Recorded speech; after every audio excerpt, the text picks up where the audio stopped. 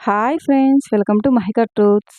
భక్తి అంటే ఏమిటో తెలుసా? తెల్లవారుజామున 4 నుండి 4 గంటల 30 నిమిషాల వరకు మేలుకోవడం, మంచం నుండి నిద్ర మేలుకున్న తర్వాత 3 సార్లు శ్రీహరి శ్రీహరి శ్రీహరి అని చెప్పడం, భూమిని తాకడం మరియు నమస్కారం చేయడం, ఉదయం 5 గంటలకు ముందే స్నానం పూర్తి చేయడం, సూర్యోదయానికి ముందు ప్రతిరోజు పూజను పూర్తి చేయడం, పూజ చేసేటప్పుడు ధోతి లేదా పంచ అంటారు దాన్ని ధరించడం, 24 గంటలు మంచి ప్రవర్తనను కొనసాగించడం, పడుకునేటప్పుడు 11 సార్లు శివనామం చెప్పడం,